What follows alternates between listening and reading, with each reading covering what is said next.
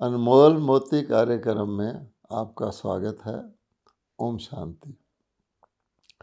आध्यात्मिकता एक बहुत गहरा और विशाल विषय है, परंतु परमपिता परमात्मा जब सृष्टि पर आकर उसके बारे में अपनी संतानों को ज्ञान देते हैं तो परमात्मा जानते हैं कि उस समय संतानें सभी आत्माएं जो हैं कमज़ोर हो चुकी होती हैं, उनके अंदर विकार आ चुके होते हैं और उनकी बुद्धि भी एकाग्र नहीं होती है।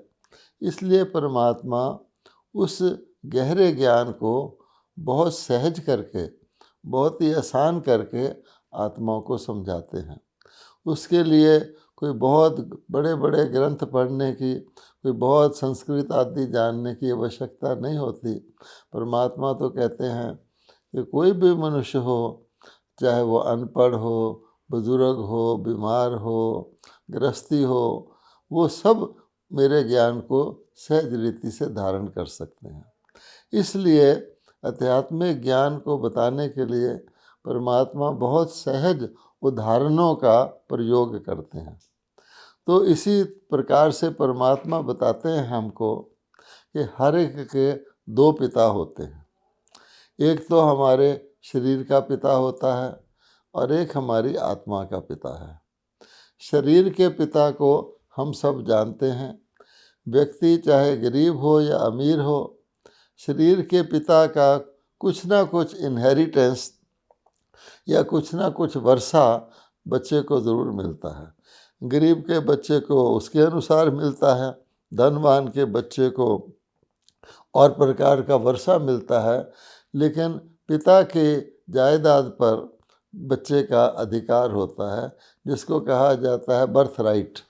तो परमात्मा कहते हैं कि जिस प्रकार से शारीरिक पिता से हर एक को, शरीरधारी को अपने शारीरिक पिता से बर्थ राइट मिलता है कुछ ना कुछ, उसी प्रकार से आप आत्मा हैं, आप अविनाशी आत्मा हैं और मैं परम पिता परमात्मा, परम आत्मा, आत्माओं का ही पिता हूँ और मैं आत्मिक रूप से सबका परम पिता हूँ। लेकिन मेरे द्वारा मनुष्य आत्माओं को क्या मिलता है वो वह भूल चुके हैं, और अगर वह जान जाएं तो चकित हो जाएं और मेरे से उस इनहेरिटेंस या उस उत्तराधिकार को लेने के लिए उनके अंदर बहुत ज़्यादा रुचि और उत्सुकता पैदा हो जाए। भक्ति में परमात्मा को याद करते हैं, लेकिन पता नहीं होता कि परमात्मा से हमें क्या प्राप्ति होती है। भगत भावना से या भय से या किसी छोटी मोटी प्राप्ति की इच्छा से परमात्मा को याद करते हैं। और परमात्मा कहते हैं इसमें कोई शक नहीं है कि भावना का भाड़ा भी मैं देता हूँ।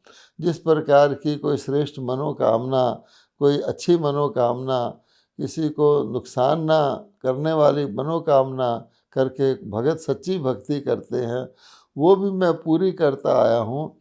लेकिन वास्तव में मुझ परम पिता को ना जानने के कारण और अपने आप को अब उनकी अविनाशी संतान ना जानने के कारण आज तक मनुष्य मात्र परमात्मा के जो बेहद या अनलिमिटेड या अथाह उत्तराधिकार है उससे वो वंचित ही रहे हैं।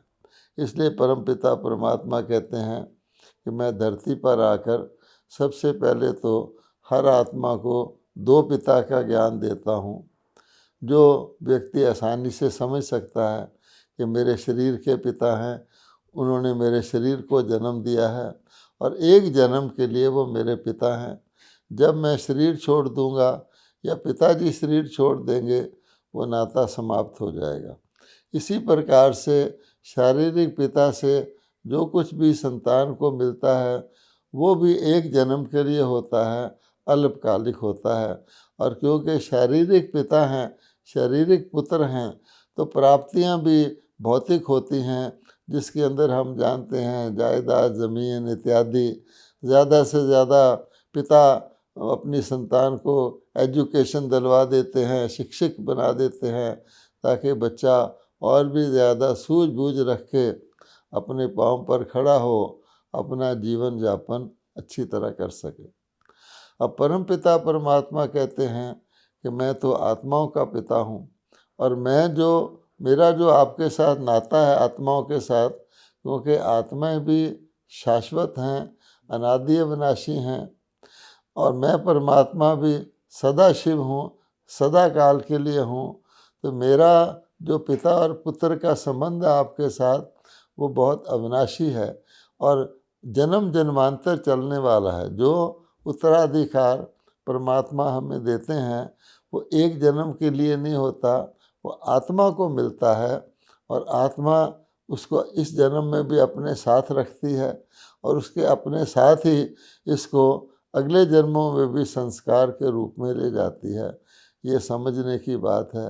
पहली बात समझने की यही है कि परमात्मा से हमें जन्म जन्मांतर का उत्तराधिकार मिलता है, और इसके लिए सबसे पहले परमात्मा हमको अपना ज्ञान तो देते ही हैं कि आप आत्मा हो, आप अनादि हो, आप अविनाशी हो, आपको तलवार काट नहीं सकती, आग में आत्मा जल नहीं सकती, पानी में डूब नहीं सकती, आप शाश्वत हो। उसके बाद परमात्मा कहते हैं कि ये भी समझाना आवश्यक हो जाता है कि अगर आत्मा शाश्वत है और शरीर नश्वर है, तो शरीर से निकलने के बाद आत्मा कहाँ जाती है, उसको कैसे प्राप्ति होती है, और शरीर धारण करने से पहले आत्मा कहाँ से आती है। इसके लिए फिर परमात्मा आत्मा को सृष्टि चक्र का ज्ञान देते हैं, क्योंकि अगर व्यक्ति को पता ही ना हो हूँ तो मैं शाश्वत, और जिस शरीर को मैंने धारण किया हुआ है उसको भी मैं छोड़ दूँगा, क्योंकि शरीर छोड़ना तो अवश्यम भावी है। मनुष्य आत्माएँ एक शरीर में तो सदा नहीं रहती हैं, और आजकल के समय में तो हम जानते हैं अकाल मृत्यु होती है तो किसी भी वक्त आत्मा शरीर छोड़ देती है, और हर व्यक्ति के मन में मृत्यु का भय रहता है कि जो कुछ मेरे पास है, जो कुछ मैंने अर्जित किया है, या जो कुछ मेरे पिताजी के द्वारा मेरे खानदान की प्रॉपर्टी का मैं अधिकारी हूँ, मेरे शरीर छोड़ने पर तो मेरी नहीं रहेगी, तो व्यक्ति चिंतित रहता है। जब परमात्मा बताते हैं कि नहीं, ये शरीर तो चेंज होता रहता है, परंतु आप अविनाशी आत्मा हो, और आपको अपने संस्कार के अनुसार नया शरीर भी मिलता है, और संस्कार के अनुसार नए माता पिता भी मिलते हैं, और अपने संस्कार के अनुसार ही आपको साधन संपत्ति वैभव भी मिलते हैं। ये तो हम देखते ही हैं कि भिन्न भिन्न लोग भिन्न भिन्न परिस्थितियों में पैदा होते हैं। कई ज़्यादा साधन संपन्न होते हैं, कईयों के पास साधनों का अभाव होता है।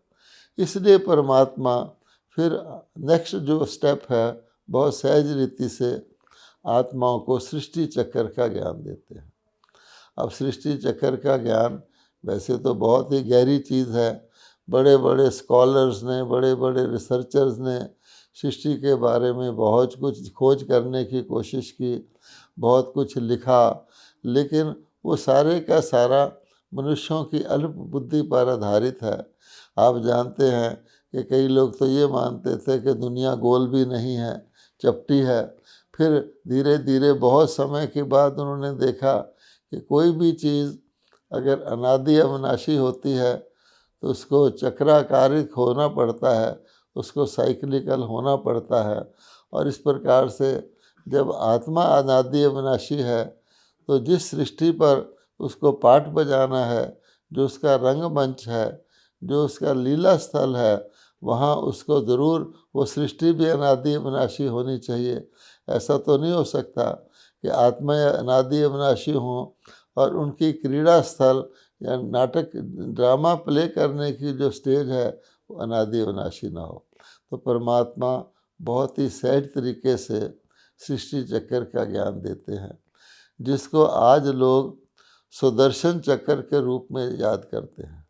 आप जानते हैं कि भगवान के उंगली पर एक सुदर्शन चक्र दिखाया जाता है, परंतु उस चक्र को ना जानने के कारण आज मनुष्य सुदर्शन चक्कर का भी अर्थ नहीं समझते हैं। उन्होंने कोई उसको ऐसा हथियार मान लिया है जो भगवान की उंगली पर रहता था और जिससे गले कट सकते थे, परंतु वास्तव में ऐसा कुछ नहीं है। ये धर्म ग्लानि की निशानी है कि परमात्मा ने धरती पर आकर जो मनुष्य आत्माओं को सहज रीति से बिल्कुल 100 दर्शन सृष्टि के चक्कर में 100 का दर्शन कराया था। इसका मतलब है 100 दर्शन चक्र।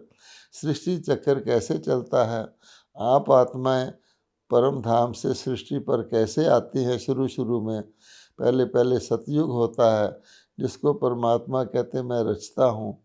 नई दुनिया होती है, हर चीज़ सतो प्रधान होती है, उसको स्वर्ग भी कहा जाता है, जहाँ पर के कहा गया भारत के अंदर इतिहास में भी थोड़ा थोड़ा आता है कि इतनी प्रॉस्पेरिटी थी कि दूध घी की नदियाँ बहती थीं।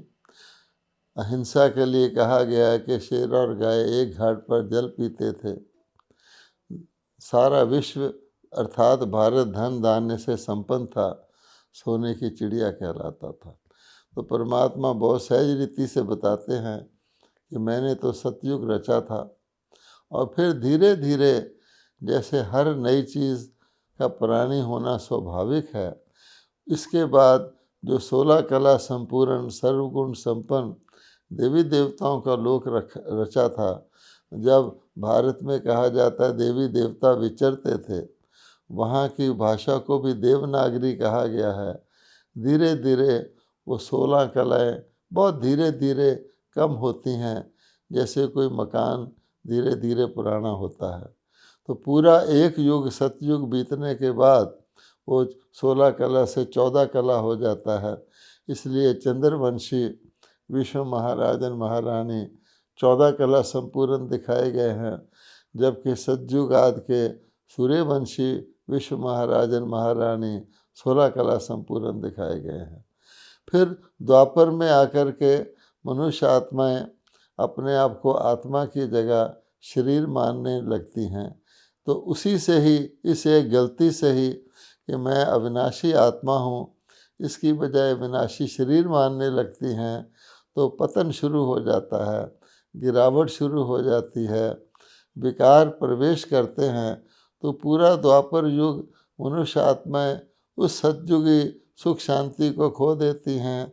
इसीलिए फिर वो भक्ति करती हैं, मंदिर बनाती हैं, पूजा करते हैं, दान पुण्य करते हैं कि आखिर हमारी वो देवता की खुशी कहाँ गई, हमारा अलौकिक सुख कहाँ गया, हमारी आयु कम क्यों होने लगी, हमारी आयु में अकाल मृत्यु कैसे शुरू होने लगी।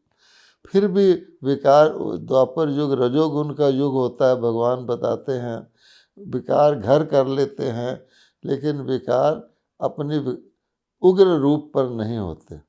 उसके बाद चौथा युग, अंतिम युग, पुराना युग, कल युग, जिसको पतित दुनिया कहा जाता है, जिसको आज सब लोग भ्रष्टाचारी युग कहते हैं, झूठ का युग कहते हैं, जहाँ सच को झूठ बनाना बहुत आसान होता है।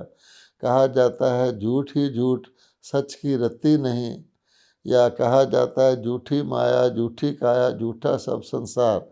जहाँ मनुष्य शरीर में रहते हैं, जीवन तो व्यतीत करते हैं, लेकिन किसी प्रकार का भी उनको सच्चा आत्मिक सुख महसूस ही नहीं होता।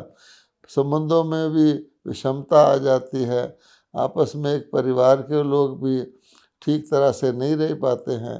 प्रकृति भी जो है वो भी सुखदायी की बजाय दुखदायी बन जाती है। प्राकृतिक आपदाएं आती हैं और बढ़ने लगती हैं, कहीं सूखा हो रहा है, कहीं फ्लड आ रहा है, कहीं सुनामी आ रही है, कहीं अर्थक्वेक आ रहा है। ये सारी बातें हम जानते हैं, जिनको धर्म ग्लानि के चिन्ह कहा गया है। तो फिर अंत में आकर के जब मनुष्य आत्मा बहुत त्राही त्राही करते हैं, तो परमात्मा कहते हैं मेरे नियम के अनुसार कि जैसे वृक्ष सूख जाता है तो बीज पुनः आता है, इस सृष्टि रूपी वृक्ष जो कांटों का जंगल बन जाता है, जो मैंने कभी फूलों का बगीचा सज्जुग बनाया था, तो परमात्मा निराकार शिव कहते हैं मैं पुनः फिर धरती पर अवतरित होता हूँ, मैं जन्म नहीं लेता हूँ, लेकिन ब्रह्मा के शरीर रूपी रथ में प्रवेश करके ज्ञान सुनाता हूँ। इस प्रकार से बहुत सहज रीति से सुदर्शन चक्र का ज्ञान देते हुए परमात्मा बताते हैं कि कोई बात नहीं, तुम आत्माएं कमज़ोर हो गई हो, पतित हो गई हो, पिंजरे का पंछी बन गई हो, मैं परमात्मा आकर तुमको बहुत ही सहज विधि बताता हूँ कि मुझ परमात्मा को याद करो। जैसे भगवत गीता में कहा गया है, मन मना भव, मन को मेरे में लगाओ, स्नेह युक्त याद करो, मैं तुम्हें शक्ति दूंगा और उस शक्ति से तुम मनोबल पाओगे और मनोबल से विकारों को भस्म कर दोगे और पुनः तुम देवता बनने लायक बन जाओगे। लेकिन उससे पूर्व मैं तुम्हें ब्राह्मण बनाता हूँ। इसलिए कहा जाता है ब्राह्मण ब्रह्मा जी के मुँह से रचे गए। फिर भगवान ये भी बताते हैं अच्छी तरह समझाने के लिए कि देखो, सारी ही आत्माएं सतयुग की आदि में धरती पर नहीं आ जाती हैं। जैसे किसी वृक्ष के सारे ही टाल टहनियाँ और पत्ते शुरू में पौधे के रूप में नहीं आ जाते हैं, तो आप आत्माओं का एक परम धाम है, परलोक है। जब कोई शरीर छोड़ता है, तुम कहते भी आए हो परलोक से धार गया, पार ब्रह्म परमेश्वर आरती में भी गाते आए हो, तो उस परम धाम का निवासी मैं परमात्मा, तुम आत्मा भी वहाँ रहते हो। फिर वो जो मैंने बताया सुदर्शन चक्र, ये तो विश्व का अनलिमिटेड इतिहास है। लेकिन भूगोल क्या है कि आखिरकार आत्माएं कहाँ से आती हैं और यहाँ पाठ बजाते बजाते अंत में कहाँ वापस जाती हैं, वो भी भगवान बहुत सहज तरीके से, क्योंकि परमात्मा ना केवल त्रिकालदर्शी हैं बल्कि त्रिलोकीनाथ भी हैं। तो हम आत्मा को बहुत सहज रीति से, जैसे किसी स्कूल के बच्चों को पढ़ाया जाता है चित्र दिखाकर, कहानी सुनाकर, उसी प्रकार से परमात्मा हमको बताते हैं कि आप सभी आत्माएं परलोक में, परम धाम में मेरे पास रहती थीं, जो सूर्य चांद तारागण से भी ऊपर है। अब परलोक शब्द ही बताता है कि वो कोई लोक है। लोक में एक व्यक्ति रहे तो उसको लोक नहीं कहते हैं, अनेक आत्माएं, सभी आत्माएं रहती हैं, निराकार लोक उसको कहा जाता है, शांति धाम भी कहा जाता है, मनुष्य उसको मुक्ति धाम भी कहते हैं, याद करते हैं। फिर परमात्मा बताते हैं कैसे नंबरवार जो सर्वश्रेष्ठ आत्माएं होती हैं, मेरे से ज्ञान लेकर पूरी तरह 16 कला संपूर्ण बनती हैं, वो सतयुग में आती हैं। फिर धीरे धीरे जो 14 कला बनती हैं वो भी सर्वगुण संपन्न होती हैं, वो त्रेता में आती हैं। फिर ऐसे धीरे धीरे अन्य धर्मों की आत्माएं भी आती हैं। इस्लाम धर्म की आत्माओं का एक बहुत बड़ा ब्रांच निकलता है कल्प वृक्ष में।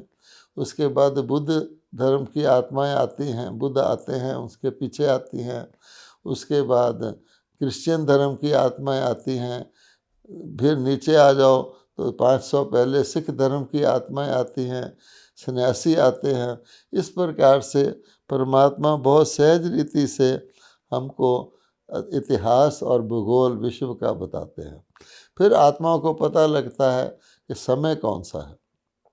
फिर हमें ये बताया जाता है कि एक ऐसा समय आता है जबकि बिल्कुल नीचे से हम बिल्कुल ऊपर जाते हैं।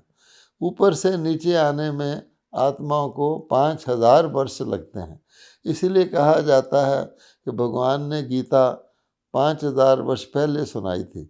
फिर परंतु धीरे धीरे धीरे धीरे जब सभी आत्माएं नीचे आ जाती हैं, और हर आत्मा जो नीचे आती है पहले सतोगुनी होती है, सुख भोगती है, चाहे वो कलयुग में भी आए तो भी कलयुगी लोगों की भेंट में वो सुख भोगती है। फिर धीरे धीरे वो भी अपनी गिरती कला में आती है। इसको कहा जाता है उत्थान और पतन की कहानी। तो परमात्मा फिर अंत में यही बताते हैं कि जितनी आत्मा पवित्र और पावन होती है, अपने आप को मेहनत से करती है, उतना ही उसको श्रेष्ठ पद प्राप्त होता है। इसी के लिए ये जो कथाएं शास्त्रों में बताई गई हैं, सत्यनारायण की कथा फॉर एग्ज़ाम्पल, कि वो कथा जहाँ नर से नारायण बन जाए, तो सत्यनारायण की कथा लोग सुनते हैं, लेकिन वो सच्ची कथा नहीं है, इसलिए कोई नर से नारायण बनता नहीं है। हम जानते हैं सत्यनारायण की कथा सुनो, कोई भी सुने तो उसका महात्म उसमें बताया गया है, कथा है ही नहीं। इसी प्रकार से कहा गया, पार्वती को शिव जी ने अमर कथा सुनाई अमरनाथ के स्थान पर। पहली बात तो यह कि पार्वती तो देवी थी, उसको अमर कथा सुनने की ज़रूरत ही नहीं थी, वो कोई दुर्गति में तो थी नहीं।